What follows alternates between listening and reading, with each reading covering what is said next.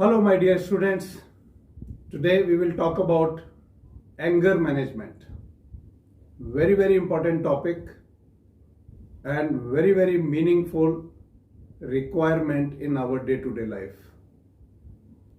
बहुत सारी चीजें ऐसी हैं जो हमको गुस्सा दिलाती हैं और गुस्से का मैनेजमेंट बहुत जरूरी है। नहीं तो गुस्सा हमें कहीं ना कहीं हमारे लाइफ में नुकसान पहुंचाता है और गुस्सा कभी भी फायदा नहीं करता। तो ये फैक्ट है कि एंगर मैनेजमेंट हमारे लिए हमारी लाइफ में बाकी चीज़ों की तरह से बहुत ही ज़्यादा इम्पोर्टेंट है। एंगर होता क्या है ये समझने के लिए कि जब आपको कभी कोई फीलिंग ऐसी आती है कि आप अनॉयड हैं, आपको कई बार ऐसा लगता है कि चीजें आपके हिसाब से नहीं हुई, कई बार आपको रिएक्ट करने का मन करता है, कई बार आप अपने आप को कंट्रोल नहीं कर पाते हैं अपनी बात कहने से, कई बार उसी बात को जो सिंपल तरीके से कही जा सकती है उसी को आप बहुत लाउड और बहुत ही आउटरेजियस वे में कहते हैं, तो क्या होता है कि वो एक एंगर का रूप ले लेती है।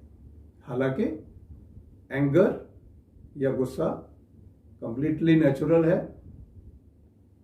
समटाइम्स हेल्दी भी है कि आप गुस्सा करके आप अपने इमोशंस को जो अंदर आपको तंग कर रहे हैं उसको निकाल देते हैं और ये एक इमोशनल एक्टिविटी है हमारे शरीर की, हमारे ब्रेन की। तो इसको डील कैसे किया जाए और ये किस तरह का होता है उसके बारे में आज ब्रीफ में हम बात करते हैं और इसके ऊपर कई एक एपिसोड्स ऐसे करेंगे जिससे कि हम डिटेल में जा सकें कि हम एंगर को कैसे मैनेज कर सकते हैं। जैसा मैंने कहा कि एंगर जो है एक इमोशनल स्टेट है जो कम ज्यादा होता रहता है, हर आदमी में डिफरेंट होता है, हर आदमी का इमोशनल वेलबींग डिफरेंट होता है और ये कई बार इसके जो कॉजेज हैं वो एक्सटर्नल या इंटरनल इवेंट्स की वजह से अकर होते हैं। कई बार बहुत छोटी छोटी चीजें आपको ऐसा मजबूर कर देती हैं कि आप अपने आप को रिएक्ट किए बिना नहीं रोक पाते। तो ये इंस्टिंक्टिव है, कुछ लोगों में बहुत ज्यादा होता है, कुछ लोग बहुत एग्रेसिवली रिस्पॉन्ड करते हैं, कुछ लोग इसी रिस्पॉन्स को बड़ा माइल्ड तरीके से अपने गुस्से को जाहिर करते हैं। तो जो माइल्ड तरीके से जाहिर किया गया गुस्सा ठीक है, बहुत सारी सर्कमस्टांसेस में आपके काम आता है, बट किसी भी स्थिति में बहुत ज्यादा अनकंट्रोल्ड गुस्सा करना आपको नुकसान करने के अलावा कुछ नहीं फायदा करता। आपको फिजिकली नुकसान करता है, मेंटली नुकसान करता है, आपकी बॉडी में कई सारे बीमारियां पैदा करता है। इसलिए वो जो अनकंट्रोल्ड गुस्सा करने से बचना चाहिए। जैसे कई बार आपने देखा होगा आपका टीचर आपके ऊपर गुस्सा करता है और अगले ही क्षण वही टीचर आपको प्यार करता है, वो मैनेज्ड गुस्सा है।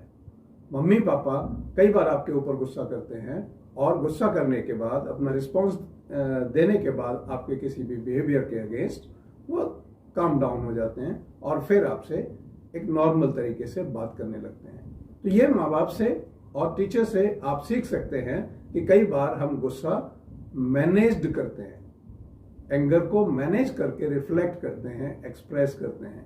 उसमें क्या है, सारा कुछ हमारा बिहेवियर हमारे अपने कंट्रोल में रहता है। जैसे ही हम उसके बाहर आने लगते हैं ये गुस्सा कई तरीके के आपको नुकसान पहुंचाना शुरू कर देता है। तो इसमें मैं एक 3 चीजें आपको ऐसी बताना चाहता हूं जिससे कि आप अपने गुस्से को बहुत आसानी से मैनेज भी कर सकते हैं और उसके साथ अपने आप को कैसे फायदा पहुंचाया जाए उस बारे में भी सोच सकते हैं।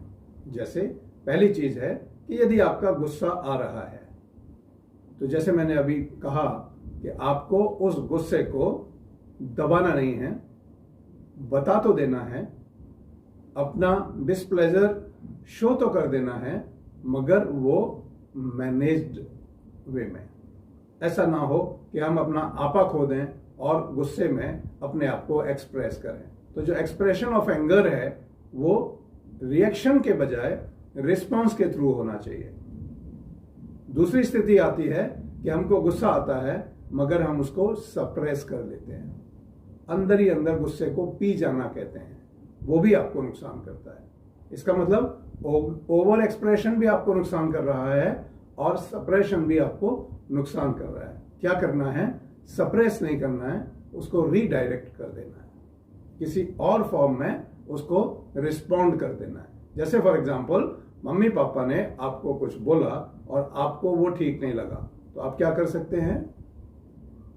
रिएक्ट करने के बजाय पहले तो बहुत लविंगली अफेक्शनेटली आप उसको रिस्पॉन्ड कर सकते हैं। सपोज सर्कमस्टांसेस ऐसी हैं कि आप वो नहीं कर पा रहे हैं, तो आप उसको एक कागज पर लिखकर भी मम्मी पापा को, टीचर को, साथियों को, दोस्तों को दे सकते हैं। तो आपने सप्रेस भी नहीं किया, अपने आप को एक्सप्रेस भी कर दिया और उसने आपको तंग नहीं किया। एक और स्थिति आती है, जैसे मैंने 3 फैक्टर्स बताए, एक्सप्रेसिंग, सप्रेसिंग और कामिंग डाउन। कामिंग डाउन कब हो सकता है? जब आप थोड़ा सा फीलिंग अपने अंदर ले आए कि कोई बात नहीं, चलता है, छोड़ो इसको, लेट इट गो। ये भी एक बहुत अच्छी आदत है। कई एक परिस्थितियों में आप क्या कर सकते हैं कि जब गुस्सा आ रहा है तो ये सोच सकते हैं फॉर ए मोमेंट कि ओके कोई बात नहीं, जाने दो इसको। वो आपको काफी कुछ शांत करेगा। ठीक है, तो आपको कैसे पता चले कि आप इस समय एंग्री हैं, आपको इस समय गुस्सा है? उसके लिए आप जैसे ही अपने बिहेवियर में कुछ इस तरह का इरिटेशन पाएंगे कि आपकी बॉडी, जैसे बोलते हैं ना, तन बदन में आग लग जाना, जैसे ही इस तरह की फीलिंग आपके अंदर आए, आप समझिए कि आपको गुस्सा आ रहा है और वहीं से आपको इसको समझने की और मैनेज करने की जरूरत है। कई बार गुस्सा इसलिए भी आता है कि हमारे जेनेटिक, हमारी हेरिडिटरी में गुस्से के जीन्स भी हैं। कई बार हमारे फिजियोलॉजिकल प्रॉब्लम्स चल रही होती हैं, कई बार साइकोलॉजिकल प्रॉब्लम्स चल रही होती हैं, कई बार हमारी बॉडी में कुछ अनरेस्ट होता है, उससे भी इरिटेशन होता है और वो इरिटेशन गुस्से में बदल जाता है। जनरली गुस्से को नेगेटिव भी माना गया है, मगर यदि इसी गुस्से को रिस्पॉन्स में कन्वर्ट कर दें तो वही पॉजिटिव भी हो जाता है। जैसे कोई मान लीजिए आपको किसी भी परिस्थिति में तंग करने की कोशिश कर रहा है, तो he should know that you will respond. But जो रिस्पॉन्ड है, जिसके लिए रिस्पॉन्ड कर रहे हैं, उसको तो पता चलना चाहिए कि आप गुस्से में हैं, मगर आपको अंदर से गुस्सा नहीं होना है, क्योंकि जैसे ही आप क्रोध में जाते हैं आपका विवेक घट जाता है या कई परिस्थितियों में शून्य हो जाता है, 0 हो जाता है। उससे क्या होता है? आपको बहुत बड़ा नुकसान होता है।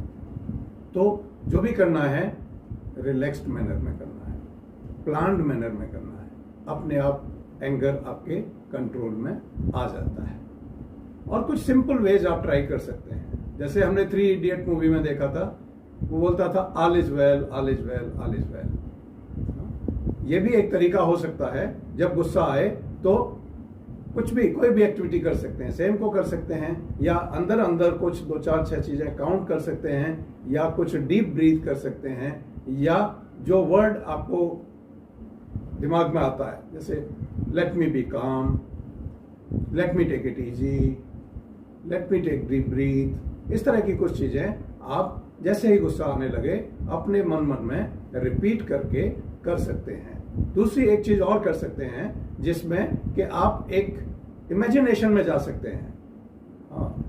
कि ठीक है, ये गुस्सा है, अभी मुझे इसका रिस्पॉन्ड करना है, क्या इमेजिन करूं, क्या किस तरह से हो सकता है? Feel natural, get into the calmer state of your mind, you will be able to take care of your anger. अब कई बच्चे कहते हैं कि साहब मुझे तो हर समय गुस्सा आता रहता है, उसके लिए क्या करूं? कई पेरेंट्स भी ऐसी शिकायत लेके आते हैं। तो उसका सिंपल तरीका यह है कि धीरे धीरे अपने ब्रेन को इस चीज के लिए ट्रेन करना है कि मुझे गुस्सा नहीं होना है। Daily exercise, meditation, physical sports, पसीना बहाना, ये सब चीजें भी आपको गुस्से करके कंट्रोल करने में मदद करती हैं। कई चीजें ऐसी होती हैं कि हम मानते हैं कि हमारे कंट्रोल में नहीं है, तो मैं एक ही बात बोलता हूं कि if you can do it, do it, why to worry. If you can't do it, why to worry. जो चीज आपके कंट्रोल में है, चिंता करने की जरूरत नहीं, उसको आप मैनेज कर लेंगे।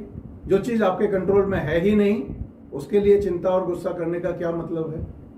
Let it go.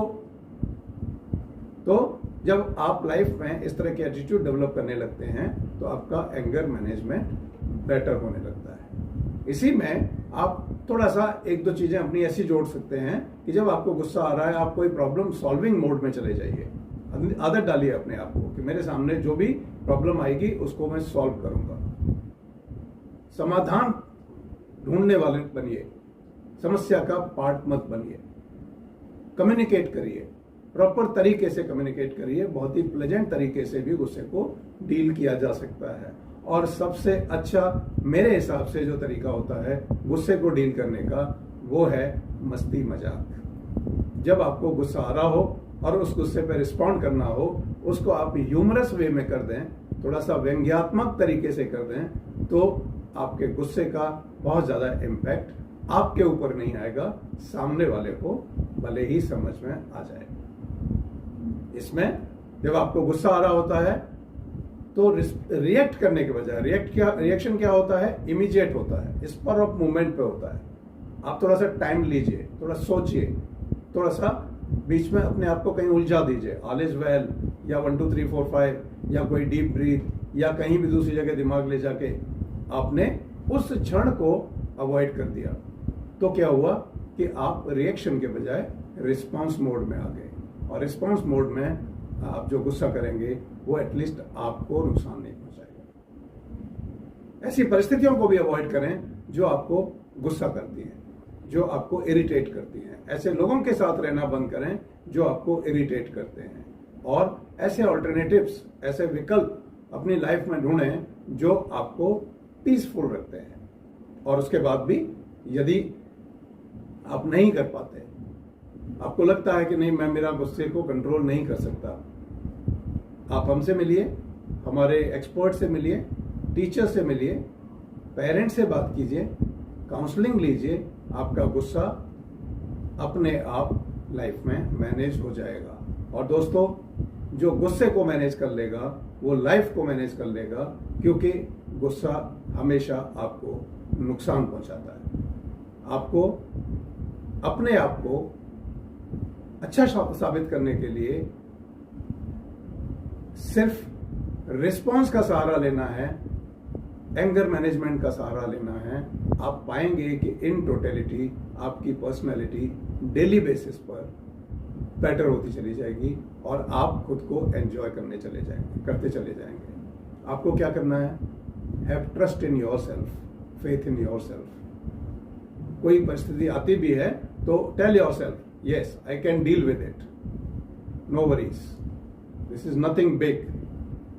आप उसको मैनेज कर पाएंगे। In this, wish you all the very best. इसी तरह के कुछ वीडियोस और मैं आपको भेजूंगा, जिससे कि आप बचपन में ही अपना मैनेजमेंट गुस्से का सीख जाएं। अगले वीडियो में मैं आपसे बात करूंगा, ये गुस्से को भी कंट्रोल करता है और लाइफ में भी आपको सफलता देता है, जिसको बोलते हैं attitude of gratitude. So wait for the next video. Till then, take care, relax, manage yourself, enjoy yourself.